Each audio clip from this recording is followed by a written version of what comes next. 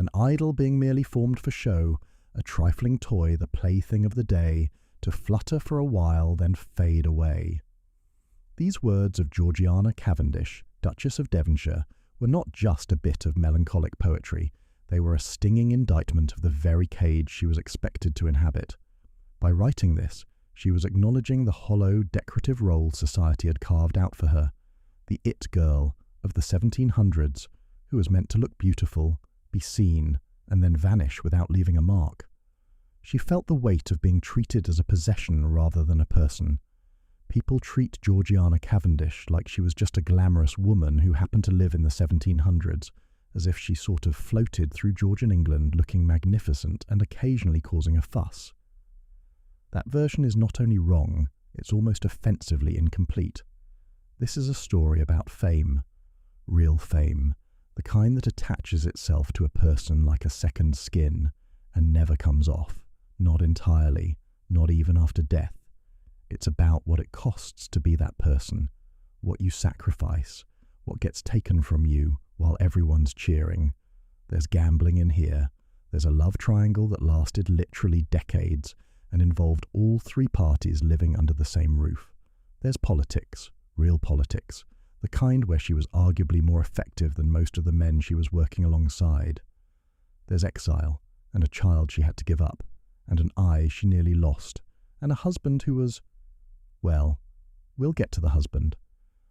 Georgiana Spencer was born on 1757 at Althorpe House in Northamptonshire, which, if that name rings a bell, is because that's the Spencer family seat, the same family that would produce Diana, Princess of Wales, about 2 centuries later. Whether that's a coincidence or some sort of pattern, I genuinely couldn't say. I just find it interesting that the family seems to have a recurring talent for producing women who become famous in ways nobody quite predicted and nobody fully understood at the time. Her father was John Spencer, 1st Earl Spencer. Her mother was Margaret Georgiana Poyntz, who was by many accounts ferociously intelligent and, this matters, ferociously ambitious on behalf of her children. The sort of mother who sees a daughter and immediately starts calculating. Georgiana was the eldest of 3. She was the darling of the family. She had a brother, George John, who would become the 2nd Earl Spencer. And then there was Harriet, younger by 2 years, who would grow up to be nearly as extraordinary as her sister and receive about 1/10 of the historical attention. The Spencer family was very wealthy. Old money wealthy in a way that gave their children a particular kind of confidence, the kind that sits in your bones rather than your voice. Georgiana grew up at Althorpe with access to an enormous library, with tutors, with a mother who actually believed that girls should be educated, which was not a universally held opinion in 1760s England, I should point out. Here's something that doesn't get mentioned enough.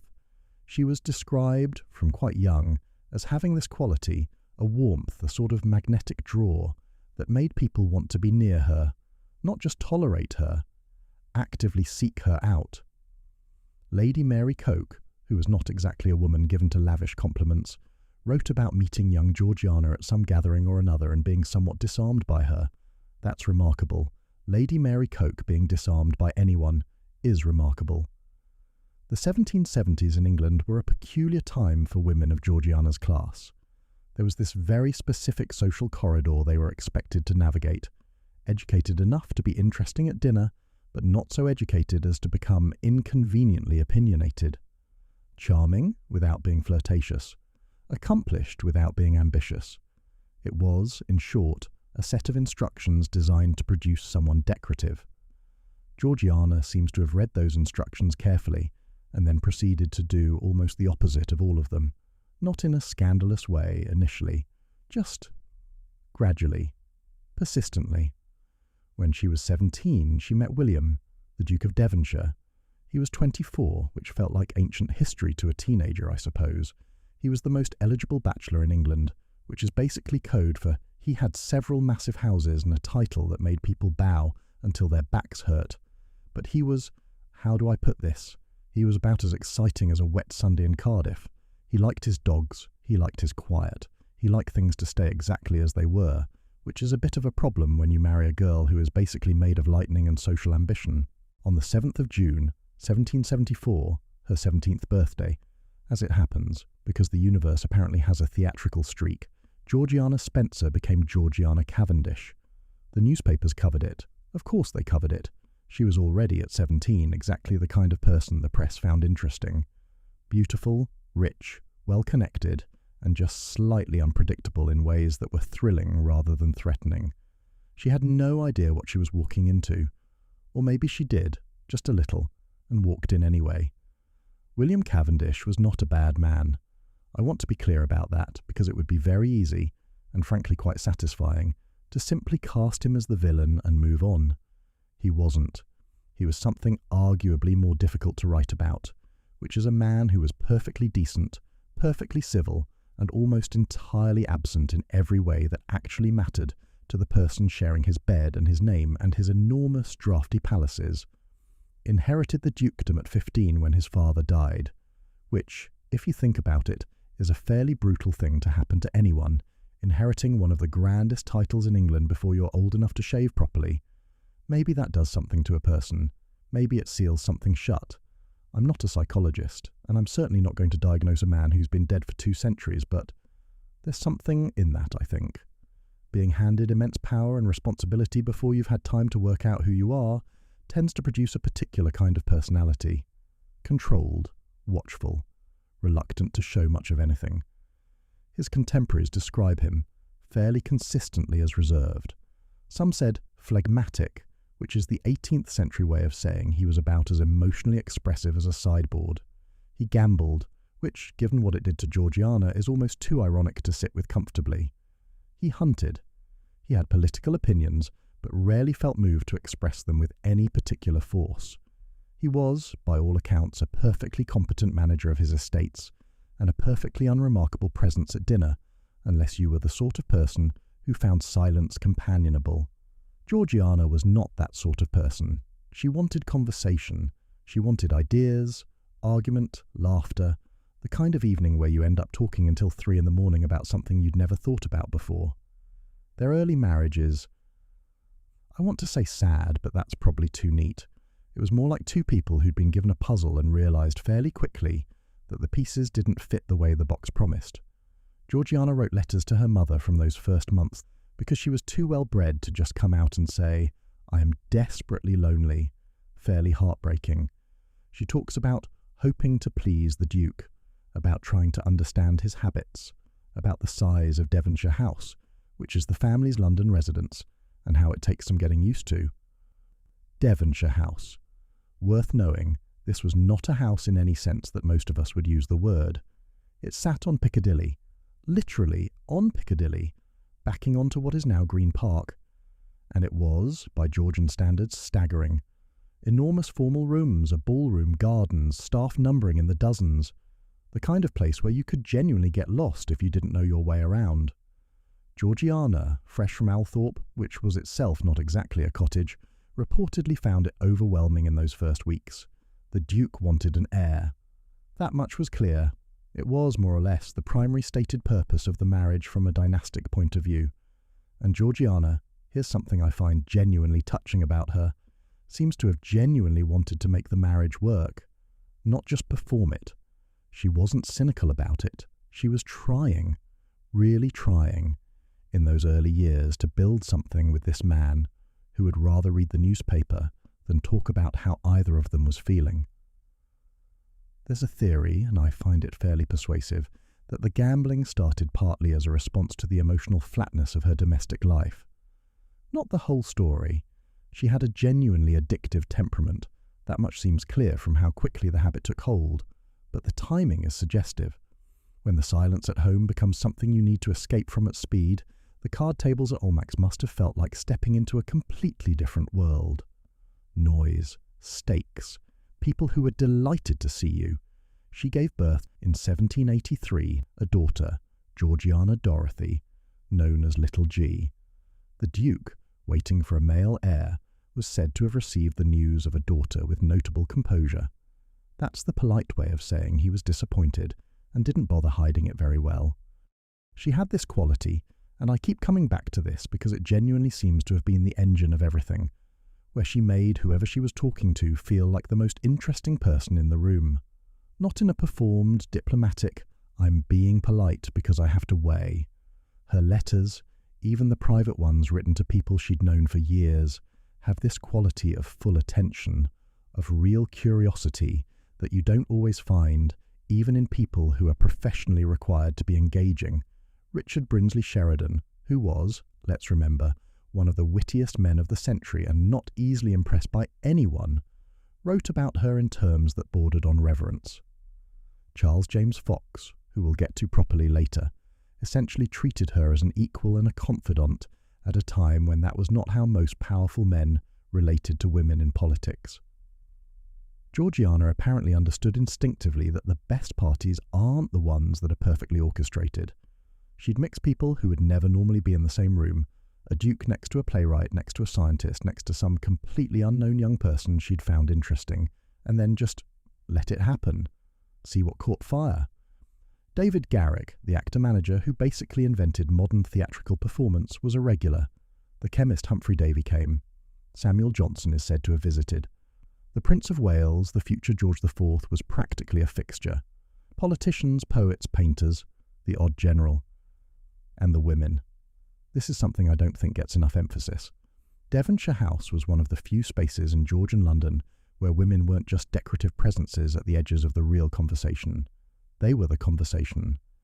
Georgiana had female friends, real ones, intellectually serious ones, women who argued with her and challenged her and wrote her letters full of actual substance rather than pleasantries, in a way that was, for her class and her era, genuinely unusual.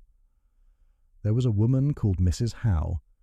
There was Lady Melbourne, who is her own remarkable story, and who had a relationship with Georgiana that seems to have been one of genuine intellectual kinship, though Melbourne was sharper-tongued and rather more ruthless than Georgiana at her core. And then there was Lady Elizabeth Foster, but we're not ready for her yet. That one needs its own space. The salons Georgiana hosted were, or so I understand from the accounts, both properly political and properly cultural at the same time, which was rare. Most political gatherings of the period were essentially men's clubs with nicer furniture. Most cultural gatherings were lovely but toothless. A lot of reading poetry aloud, and discussing whether the new watercolour exhibition was worth the journey. Devonshire House somehow managed to be both, simultaneously, without being either quite fully. Georgiana read widely, unusually widely for a woman of her position. She had genuine opinions about literature, not performance opinions, not the opinions you trot out to seem cultured, but the kind that come from having actually engaged with the thing and thought about it afterwards. She was writing herself, quietly at this point. Poems mostly. A novel would come later. Outside the house, meanwhile, London was watching. The newspapers had already started treating her as something close to what we'd now call a celebrity, which is a word that didn't exist yet, but describes the situation fairly accurately. Caricaturists drew her, sometimes affectionately, sometimes with real bite, but always recognisably her, the towering hair, the fashions, the wide eyes. Crowds would apparently gather on Piccadilly on the days when she was known to be going out. Before we go any further, I want to talk about the hair, because you cannot, genuinely cannot, discuss Georgiana Cavendish without talking about the hair and what it actually meant, and why grown men wrote letters to each other about it as though it were a matter of national importance. In the late 1770s, powdered hair piled high on the head was fashionable. That much is well established. What Georgiana did was take that convention and push it somewhere nobody had thought to push it before, which was essentially straight up.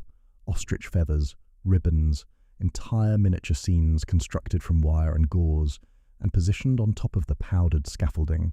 Ships, flowers, vegetables at one point, apparently, though I'm slightly sceptical about the vegetables and I haven't found a source I fully trust on that specific detail. The height reached at its most extreme, something in the region of 3 feet above her natural hairline. 3 feet.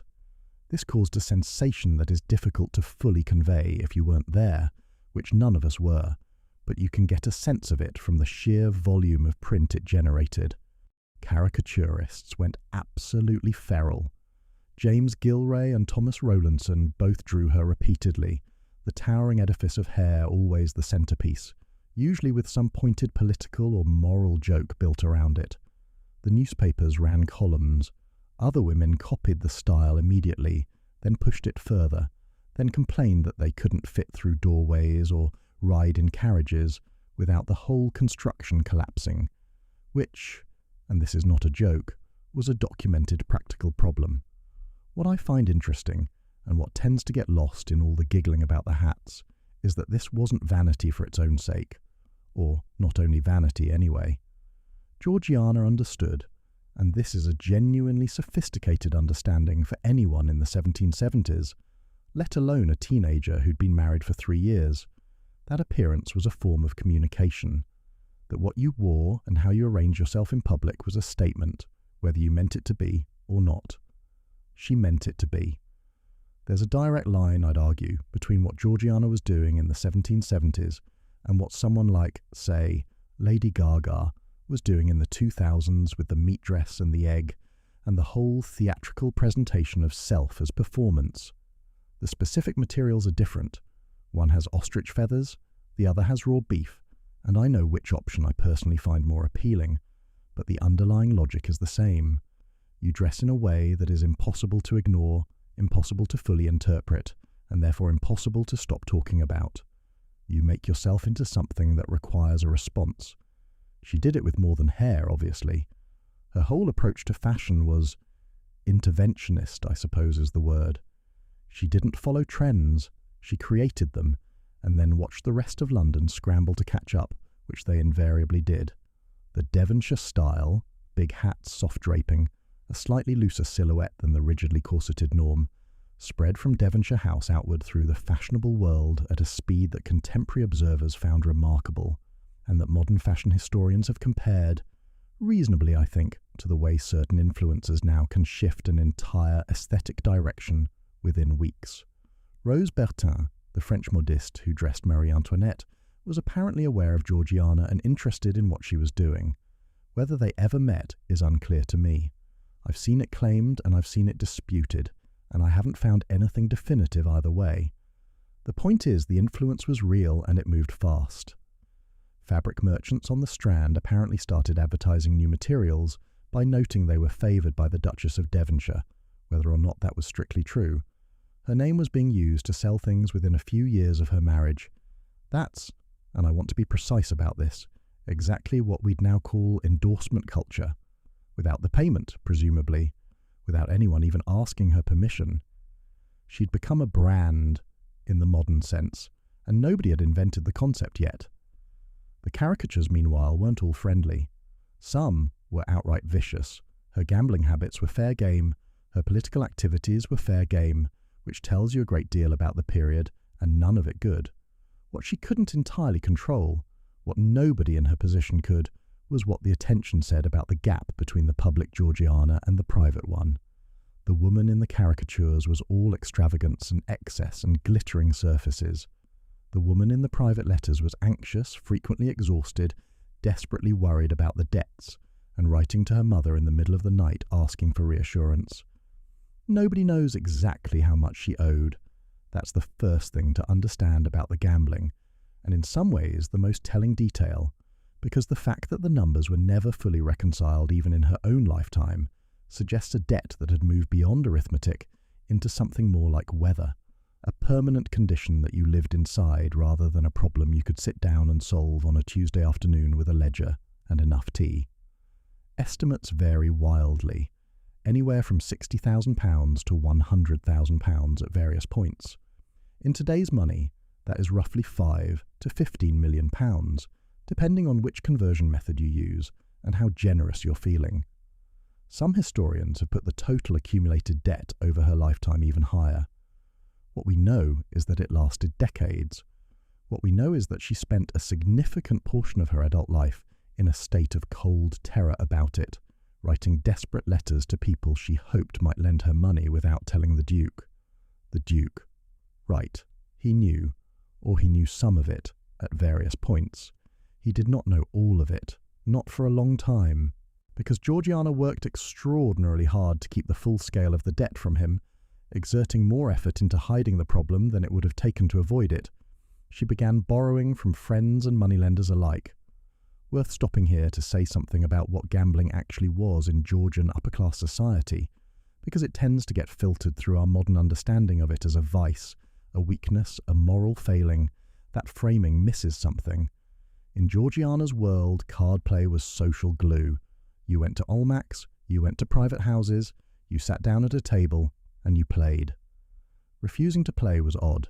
Refusing to play with real stakes was odder still. It suggested either that you couldn't afford it, which was shameful, or that you were some kind of Methodist, which was perhaps worse. The whole thing was wrapped up in ideas about courage and nonchalance, and the aristocratic performance of not caring too much about anything, including money, because caring too much about money was the sort of thing people in trade did. This is not me excusing it. I'm just saying the cultural pressure was real and specific, and Georgiana walked into it at 17 with a temperament that was, by every available account, constitutionally unsuited to moderation. She loved it. That's the other thing, not just as escape from the Duke's silences, not just as anxiety dressed up as entertainment. She genuinely, viscerally loved the card tables. The risk, the moment before a card turned, the way a room felt when the stakes were high and everyone was pretending they weren't bothered. She apparently was not distressed. She was lit up, completely absorbed, the way some people look when they're doing the exact thing they were built to do, which is both wonderful to watch and, in this particular context, absolutely ruinous. Faro was the main game. For those who don't know Faro, and there's no reason you would, it largely died out in the 19th century, it was a card game played against the bank rather than against other players, fast-moving, relatively simple in its mechanics, and specifically designed, if you were the bank, to take your money off you with tremendous efficiency. It was the Georgian equivalent of a slot machine, with better furniture and no free drinks. Faro was considered, in certain circles, to be a woman's game, or at least women playing Faro was tolerated in a way that women playing other games wasn't. There were female Faro banks, women who operated as the house taking the money, and Georgiana at various points ran one herself, presumably partly as an attempt to claw back some of what she'd lost on the other side of the table. The letters to her mother, Lady Spencer, are the real document of what the gambling cost her emotionally. Lady Spencer was not, by any stretch, a soft or easily shocked woman. She'd raised Georgiana, she knew what she'd produced. But even she seems to have been staggered by the scale of it when the full picture occasionally came into view. She wrote back with concern, with lectures, with occasional bursts of real anger, and with money. Fairly often with money, because what else do you do when it's your daughter? The debts created a specific kind of loneliness that I don't think gets enough attention in the Georgiana literature. The secret-keeping was exhausting. Maintaining the performance of carefree Duchess of Devonshire while simultaneously managing a financial catastrophe that could, at any moment, become spectacularly public, required a kind of constant low-level vigilance that must have been genuinely grinding. The smile at the party, the clever remark at the card table, the graceful exit before anyone noticed you'd lost more than you should, and then home to Devonshire House, the Duke reading, the house quiet. The year 1784 is when things get properly interesting on the political front, and when Georgiana stops being just a social phenomenon and becomes something that Georgian England genuinely didn't have a category for, which is a woman doing real politics in public, with her own name attached, without even slightly pretending she was just there to pour tea. Charles James Fox was running for Parliament in the Westminster constituency. This sounds routine until you understand what Westminster actually meant. It was one of the very few genuinely contested seats in the whole country, a place where the franchise was broad enough that something resembling an actual popular vote could happen, which was very much the exception rather than the rule in 18th century Britain. Fox was running against a government candidate backed by the full weight of the crown, which meant he was running against William Pitt the Younger's machine, and by extension against King George III himself, who had a fairly intense personal dislike of Fox that was, by all accounts, entirely mutual. Fox needed help, not just money and organisation, though he needed those too. He needed someone who could go out and actually talk to people, ordinary people, voters, in the street. Georgiana went out and talked to people, in the street. What she did during the Westminster election of 1784 was, And I want to be careful here because the story has acquired certain embellishments over the years that may or may not be accurate. She canvassed, door to door, street to street, in Covent Garden and the surrounding area, in her carriage and on foot, wearing the buff and blue of the Fox campaign, talking to butchers and coalmen and shopkeepers and asking for their votes. This was not something women of her class did. This was not something anyone had quite done before in this specific way. The Duchess of Devonshire, one of the grandest titles in England, pressing flesh in Covent Garden like a modern-day politician working a marginal seat. The story that got attached to this, and it's the one that every account mentions, the one that ended up in cartoons and pamphlets and that is still repeated today, is that she exchanged kisses for votes, that she kissed coalmen and butchers in exchange for their promise to support Fox. What does seem clear, Fox won the seat. He won it in a genuinely close contest against significant institutional opposition, and by many accounts Georgiana's campaigning was a material factor.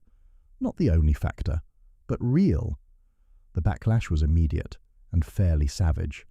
Newspapers that opposed Fox, and there were a lot of them since Pitt controlled most of the press infrastructure, ran caricatures and columns attacking Georgiana specifically, not just as a Fox supporter, but as a woman who had transgressed into a space she had no business occupying. The attack wasn't, "You're wrong about the politics." The attack was, "You're a woman, get back inside." William Combe, the satirist, wrote a poem about it. Several poems, actually.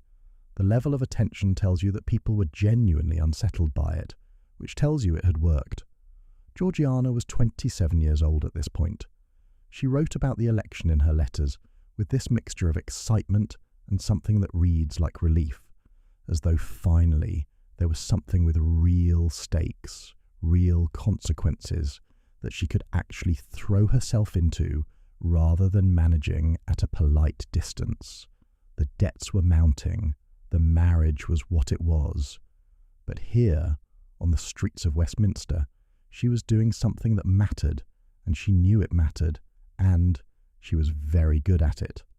Fox knew it too. Their friendship, which had begun at Devonshire House years earlier, and had always had this quality of genuine intellectual kinship rather than just social proximity, deepened around this period into something more like a political partnership. He wrote to her as a colleague. He sought her counsel, not performatively but actually, on strategy and messaging and on how particular policies would land with people outside the immediate political circle. The political involvement didn't stop after Westminster either. It became a fixture, a known thing about her. Georgiana was Whig, passionately and publicly Whig, in a way that wasn't just social allegiance but seemed to come from somewhere genuine. She cared about the American colonies, or rather, she cared about the principles involved. She cared about Catholic emancipation. She cared about parliamentary reform in ways that some of her own class found deeply uncomfortable. Her political opinions were, by the standards of her time and her position, somewhere to the left of what anyone had a right to expect from the Duchess of Devonshire. Lady Elizabeth Foster arrived in Georgiana's life in 1782, which is, depending on how you look at it, either the best thing that ever happened to Georgiana or the beginning of an arrangement so peculiar and so sustained. She was the daughter of the Earl of Bristol, separated from her husband, John Thomas Foster, in circumstances that were, and this is the polite way of putting it, not favourable to her reputation. He had essentially ejected her from the marriage and kept the children, which was perfectly legal at the time and not particularly unusual, and which left Elizabeth in the specific Georgian purgatory of being a separated woman of good family, with no money, no household of her own, and no very obvious path forward. She was essentially dependent on the goodwill of friends to survive. She was charming, she was clever, she was, by the portraits, genuinely beautiful in a more delicate, less overwhelming way than Georgiana.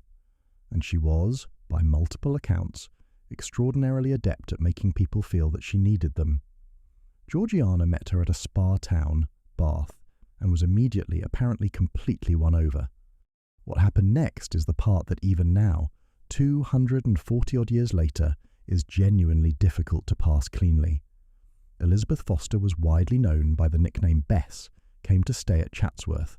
Not a servant, not quite a guest, by any normal definition, something for which there was no real social term, though companion was the word most commonly deployed in polite company, with varying degrees of irony depending on who was deploying it. Here's where it gets properly complicated, and where I think you have to just sit with the fact that not everything has a clean explanation. The Duke of Devonshire, who, as we've established, was not a man given to overt emotional display about essentially anything, apparently fell in love with Bess Foster, or something that looked very much like love. He was drawn to her in a way he had never. What we know is that Bess became the Duke's mistress. What we know is that she remained Georgiana's closest friend. What we know is that the three of them lived together, travelled together, spent years in each other's constant company, and that the letters between Georgiana and Bess from this period are, depending on how you read them, and people read them differently, either the correspondence of two women with an extraordinarily close platonic friendship, or something rather more than that. In the 18th century, intense romantic language between women in letters was not automatically evidence of a sexual relationship. The conventions of friendship, particularly close female friendship, allowed for declarations of love and devotion that would read as unambiguous in a modern context, but were, in that world, more or less socially acceptable expressions of deep affection between women. So, when Georgiana writes to Bess about missing her like a lover misses the beloved, you can read that as romantic love, or you can read it as a woman using the available emotional vocabulary of her time to describe something that doesn't fit neatly into any of the categories on offer. What isn't in dispute is the practical reality, which is that the Devonshire menage, as it came to be known somewhat gleefully in London gossip circles, was one of the more unusual domestic arrangements in Georgian high society, and that was saying something, because Georgian high society was not a world that lacked for unusual domestic arrangements. Bess would eventually have 2 children by the Duke. She was discreet about both pregnancies, going abroad when the evidence became undeniable and returning after the births. Georgiana, during one of these absences, wrote her a letter that takes a very long time to get to the point, and then, when it does, essentially says, "Come home. I miss you. Come back." There is a specific kind of cruelty that operates entirely within the rules, that causes maximum damage while remaining, technically, entirely reasonable. The Duke of Devonshire was capable of that kind of cruelty, and the years between roughly 1790 and 1793 are when it becomes most visible, not because he raised his voice or made any dramatic gestures, but because he didn't, and the absence of drama was itself the weapon. Let me back up slightly. Charles Grey enters the picture sometime in the late 1780s. The future Prime Minister, the man who would eventually pass the Great Reform Act and have an Earl Grey tea named after him, which is a rather pleasant legacy for a politician to leave behind. In the late 1780s, he was young, sharp, passionately Whig. He was a close political ally of Fox. He moved in Devonshire house circles. He and Georgiana knew each other for years before things shifted into something different. When they shifted, and how far they shifted, is again one of those questions where the surviving evidence gives you enough to be fairly certain something significant was happening, and not quite enough to reconstruct the specific shape of it. What we know is that by around 1791 or so, Georgiana and Charles Grey were involved with each other in a way that went well beyond political alliance or social friendship, and that by early 1792, Georgiana was pregnant with his child. She was 34, or thereabouts. She had given the Duke 3 legitimate children by this point: Georgiana Dorothy Howard, Harriet Elizabeth Cavendish, and finally the long-awaited son, William, 6th Duke of Devonshire. She had managed the household, the debts, the social calendar, the 3-way domestic situation with Bess, for nearly 20 years. She had campaigned for Fox, hosted half of London, written a novel, published poems, and done all of it, while maintaining a standard of public performance that her contemporaries found essentially flawless. And now this. The Duke found out. How much he knew and when he knew it is slightly unclear, but certainly by the time the pregnancy was impossible to conceal he knew, and his response was, I keep coming back to this, cold. Completely, thoroughly, administratively cold. Not a scene. Not apparently shouting. just a set of terms delivered with the quiet authority of a man who understood that he held every legal and social card in the deck and was in no particular hurry. The terms were Georgiana would go abroad. She would have the child out of England. The child would not come back with her. She would return to England and to Devonshire House and resume her life as though nothing had happened. Grey would not be acknowledged. The affair would not be discussed. That was it. Those were the rules. The Duke was simultaneously living openly with Bess Foster, who had already borne him 2 illegitimate children, and this was known. It was known to the people who mattered socially, and it was managed with a combination of discretion and brazen confidence. That is, I'll admit, almost impressive in its hypocrisy. I'm not saying this to make the Duke a simple villain, but the double standard was so complete, so matter-of-fact, that it deserves to be named rather than politely stepped around. Georgiana agreed to the terms. What choice did she have? The law gave him the children. Society gave him the narrative. She had no mechanism, none, for simply refusing and walking away with anything intact. So she agreed. She left for France and then for Italy, taking Bess with her.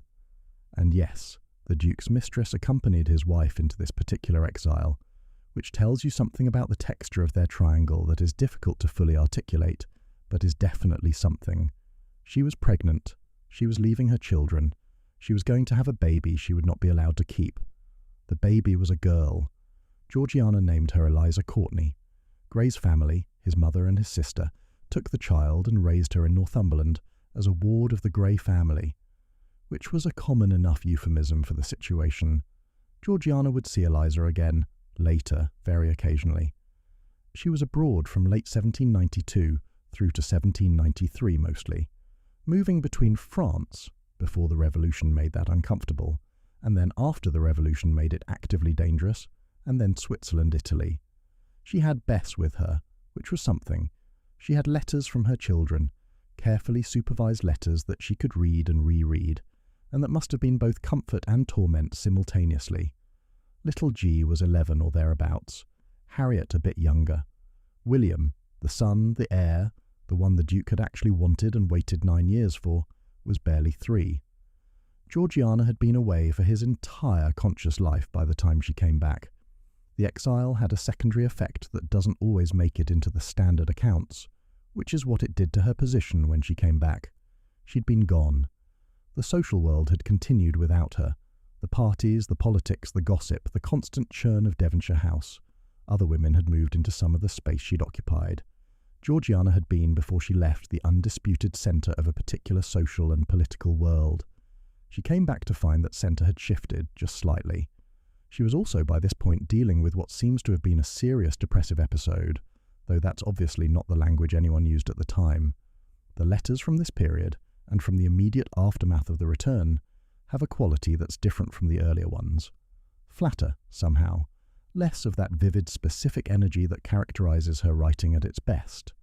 She describes feeling tired in ways that sound less like physical tiredness and more like something deeper and harder to shift. She drank more than she should have. She had always drunk. Georgian upper-class society drank comprehensively and without a great deal of apology. But the drinking in these years seems to have been something more purposeful than social, which is its own kind of signal. The gambling continued. Of course it continued. That particular river didn't stop flowing just because she'd been 3 years in Italy. And Grey, she didn't see him again, not in any significant sense, for years after the return. The affair was over. The child was in Northumberland. He would go on, would become an MP, would eventually become Prime Minister, would pass his Reform Act and have his tea and live to 80-odd, and they would maintain a kind of distant, careful cordiality in public when their paths crossed. She came back to Devonshire House in the spring of 1793. The Duke was there. Bess was there. The children were there, including William, who was 3 and looked at her, presumably, with the polite blankness of a small child regarding a relative they've been told to be pleased to see. She threw herself back into politics with something that reads, in the letters, like relief, like a person who needs to be doing something real and urgent and finds it in the turbulence of the 1790s, which was not exactly lacking in material. The French Revolution was eating itself at remarkable speed. Pitt was suspending habeas corpus. Fox was in opposition and increasingly isolated, and absolutely required his friends to remain his friends with more than social loyalty. But the political engagement deepened, the intellectual friendships deepened, the writing, the private writing, the journals, the letters, gets more interesting after the exile, not less. More self-aware, more willing to look directly at things she'd previously circled around, as though being stripped of certain comforting fictions about her life had left her, paradoxically, a slightly clearer view of it. She became close in these years to several people she hadn't been particularly close to before. There was a renewed warmth with her sister Harriet, Lady Bessborough by now, who had her own complicated private life, her own gambling problem, her own turbulent love affair with the very same Sheridan who'd been a Devonshire House regular for years. The two sisters seemed to have understood each other after 1793 in a way that goes beyond shared background. The understanding of two people who have both had to make humiliating private calculations about what they're prepared to accept in order to keep what they need to keep. Harriet was one of only a handful of people to whom Georgiana wrote with any real nakedness. The others were Bess. Yes, still Bess. Always Bess. The complexity of that relationship apparently resolving itself, or at least continuing, without resolution. And, intermittently, her mother, who was aging and who Georgiana was clearly trying to protect from the full truth of various things. The children were growing. Little G was becoming the sort of young woman who was going to require careful management from a social standpoint. Strong-willed, her mother's daughter in ways that were both touching and apparently occasionally exhausting. Young William, the heir, was being raised largely by the Duke and Bess. The debts, needless to say, had not resolved themselves during the 3 years she'd been away in Italy. If anything, they'd metastasized slightly in her absence, compounded by the costs of being abroad, the costs of the confinement and the arrangements around Eliza, things that couldn't be put through any normal account without raising questions nobody wanted raised. She came back to a financial situation that was, if possible, worse than the one she'd left. She sat down and wrote letters to people who might lend her money.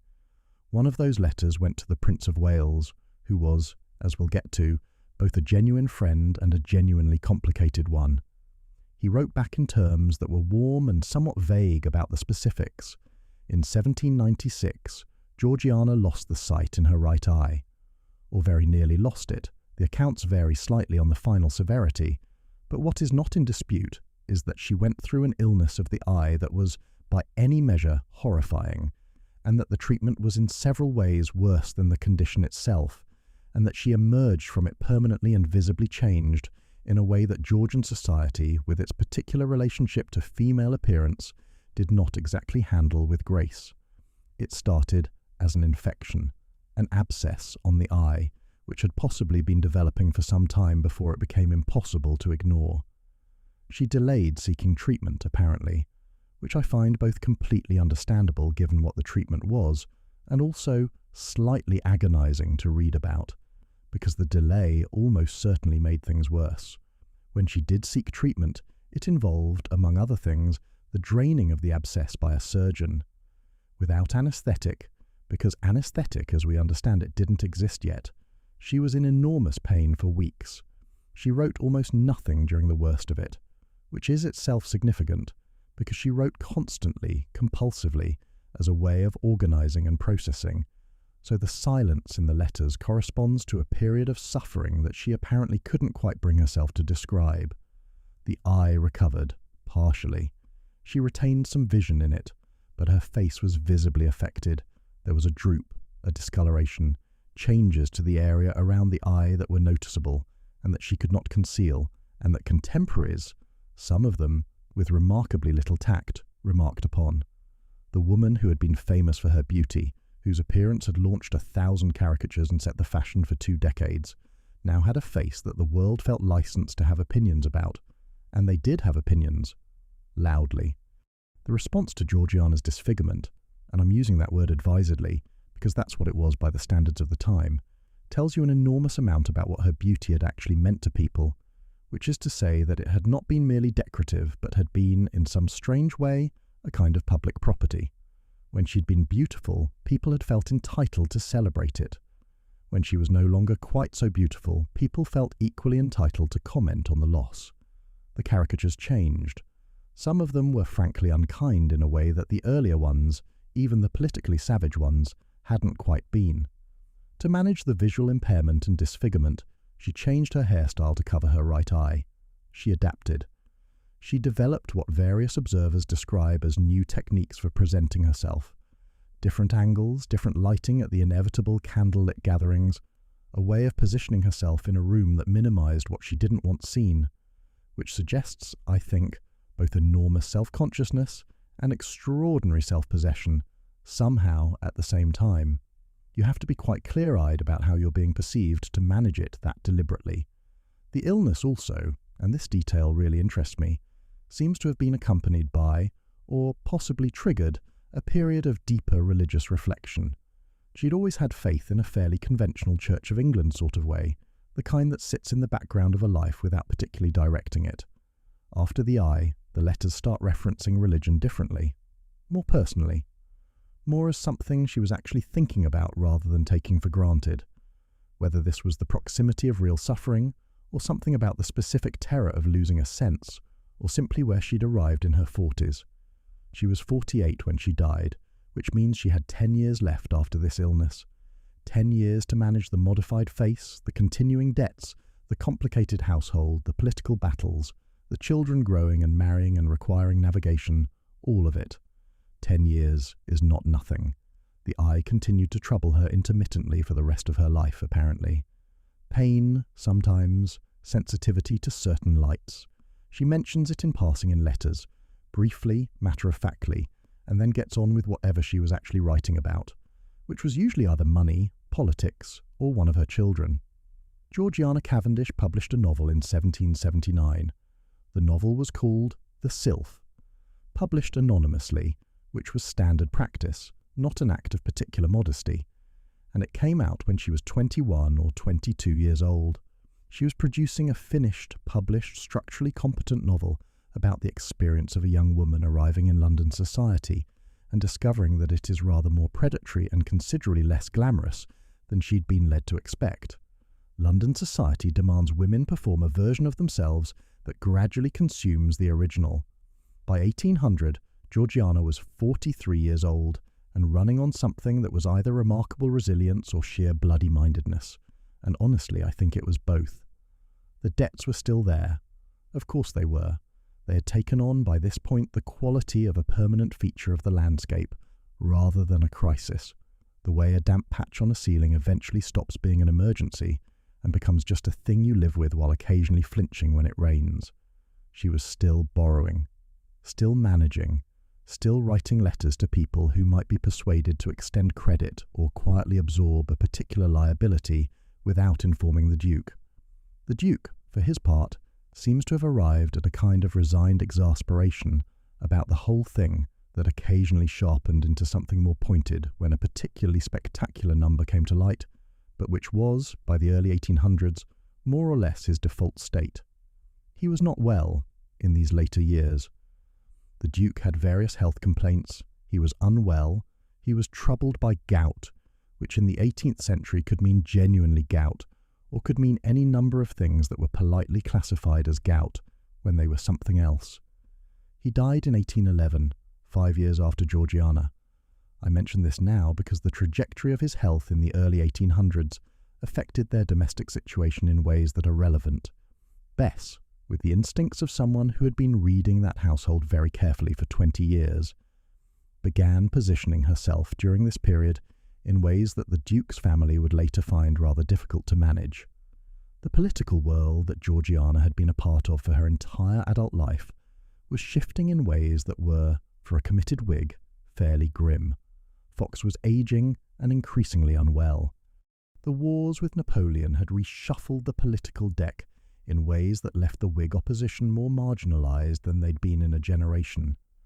The things Georgiana had campaigned for, argued for, stayed up till 3 a.m. at Devonshire House debating parliamentary reform, Catholic emancipation, a more humane foreign policy, were not coming any closer to being achieved, and the people she'd worked alongside to push for them were either dead, aging, or exhausted. Fox died in 1806. She had been corresponding with him right through his final illness, because her health was deteriorating, seriously and fairly rapidly, from about 1805 onwards. She had what seems to have been some form of liver disease. Cirrhosis is the term most often used in retrospect, though obviously that's a later diagnostic category. And the symptoms as described in the letters and in the accounts of people who saw her in her final years are consistent with that. The swelling, the jaundice, the fatigue that became increasingly difficult to manage away with the force of will that had served her for decades. She didn't stop. That's the thing. Even when she was clearly ill, even when the physical effort of being Georgiana Cavendish must have been enormous, she kept going to gatherings, kept writing letters, kept engaging with the politics, kept being present for the children and the grandchildren who were starting to arrive by this point. Whether this was courage or denial, or simply the habit of a lifetime so deeply ingrained that she didn't know how to do anything else. Probably all three in different proportions on different days. The children. Little G had married in 1801 to the Earl of Carlisle's heir, a match that Georgiana had helped engineer with considerable care, and that she seems to have been genuinely pleased about. Harriet had married earlier. Young William was growing into a pleasant and not particularly remarkable young man, who would eventually become the 6th Duke and not do anything especially dramatic with the title, which after everything that had happened was perhaps a relief to everyone involved. And then there was Eliza, still in Northumberland, still, presumably, growing up in the Grey family household with a set of facts about her origins that she may or may not have been fully informed about. Whether Georgiana thought about her every day or had managed to build a kind of protective distance around that particular grief, I couldn't say. She never stops mentioning her in the letters. She died on the 30th of March 1806 at Devonshire House and London, which had been watching her since she was 17, which had spent 30 years alternately adoring and attacking and copying and satirizing and genuinely not being able to look away from her. London stopped briefly and grieved. The newspapers ran long pieces, genuinely long, considered pieces, not just the formulaic obituary notices that most deaths of the period received. The Morning Post, which had not always been kind to her, managed something approaching warmth. The Morning Chronicle, which was more aligned with her politics, was fulsome in a way that reads now as both sincere and slightly anguished, as though the people writing it were surprised by how much it hurt. Fox's death had come just a few months later, so within the same year, that entire world, Devonshire House at its height, the great Whig salon, the long fight for reform conducted over decades and card tables, lost two of its most essential people within months of each other. If you made it this far, genuinely thank you for watching, and smash that like button if you found this useful, and if there's a British historical figure you'd love to see covered next, throw them in the comments.